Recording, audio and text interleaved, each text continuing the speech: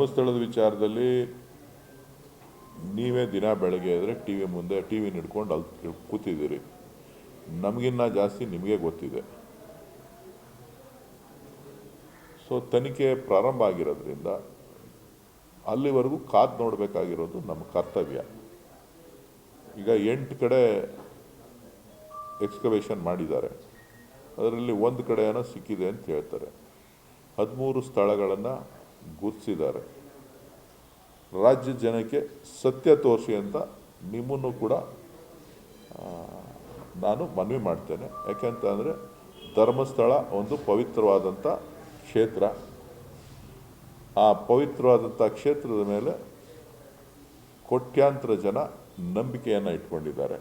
ಆ ನಂಬಿಕೆಗೆ ಧಕ್ಕೆ ಬರದ ರೀತಿ ನಿಮ್ಮ ನಡೆ ನಮ್ಮ ನಡೆ ಇರಲಿ ಅಂಥೇಳಿ ನಾನು ಪ್ರಾರ್ಥಿಸ್ತೇನೆ. ಸತ್ಯ ಹೊರಗೆ ಬರಬೇಕು ಅನ್ನೋದು ಎಲ್ಲರೂ ಬಯಕೆ. ಇದ್ರ ನಡುವೆ ಪ್ರಣಬ್ ಮೋದಿ ಅವರು ಸೆಂಟ್ರಲ್ ಸೇವೆಗೆ ಹೋಗ್ತಾರೆ, ತಪ್ಪಿಸ್ಲಿಕ್ಕೆ ಮಾಡಿದ್ದಾರೆ ಅಂತ ಅವರೇ ಅವ್ರ ಕಡೆಯವರೇ ಹೇಳ್ತಾರೆ. ಇನ್ನೊಂದು ಕಡೆ ಇವತ್ತು SIT ಆಫೀಸರ್ ಒಬ್ರು ದೂರದಾರಿಗೆ ಬೆದರಿಕೆ ಹಾಕಿ ದೂರ ವಾಪಸ್ ತಗೊಳ್ಳಿ ಅಂತ ಒತ್ತಾಯ ಮಾಡಿದ್ದಾರೆ ಅಂತ ಅದು ಕೂಡ ಈ ಥರದ್ದೆಲ್ಲ ಗೊಂದಲ ಕ್ರಿಯೇಟ್ ನೋಡಿ. ಅವೆಲ್ಲ ಪ್ರಣಬ್ ಮೋದಿ ಅವ್ರೇನು ಕೇಂದ್ರ ಇದಕ್ಕೆ ಹೋಗ್ತಾರೆ ಅಂತ ಯಾರು ಹೇಳಿದ್ರು? ಗಾಳಿ ಸುದ್ದಿ. ಪಟ್ಟಿಯಲ್ಲಿ ಹೆಸರು ಎಲ್ಲ ಏನಿಲ್ಲ. ಪ್ರಣಬ್ ಮೋದಿಯವರು ಈಗ ಆಲ್ರೆಡಿ ಮಂಗಳೂರಿಗೆ ಹೋಗಿ ಅಲ್ಲಿ ಭೇಟಿ ಮಾಡಿ ಅವ್ರ ಕೆಲಸ ಮಾಡ್ತಾ ಇದ್ದಾರೆ. ಗೃಹ ಸಚಿವರು ಕೂಡ ಸ್ಪಷ್ಟನೆಯನ್ನು ನೀಡಿದ್ದಾರೆ. ಸೊ ಕೇಂದ್ರ ಎರವಲ್ಗೆ ಹೋಗತಕ್ಕಂಥದ್ದು, ಕೇಂದ್ರಕ್ಕೆ ಡೆಪ್ಟೇಷನ್ಸ್ ಹೋಗ್ತಕ್ಕಂಥದ್ದು ಒಂದಿನದ ಪ್ರೋಸೆಸ್ ಅಲ್ಲ.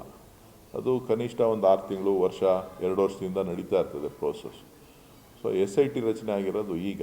ಆ ತನಿಖೆಗೆ ಯಾವುದೇ ರೀತಿಯ ಧಕ್ಕೆ ಬರದಂಥ ರೀತಿಯಲ್ಲಿ ಸರ್ಕಾರ ಗಮನ ಹರಿಸ್ತದೆ. ಅದು ಗೃಹ ಮಂತ್ರಿಗಳು ಸ್ಪಷ್ಟನೆ ನೀಡಿರೋದ್ರಿಂದ ಅದರ ಬಗ್ಗೆ ನಾವೇನು ಹೆಚ್ಚಿಗೆ ಮಾತನಾಡಲಿಕ್ಕೆ ಹೋಗೋದಿಲ್ಲ.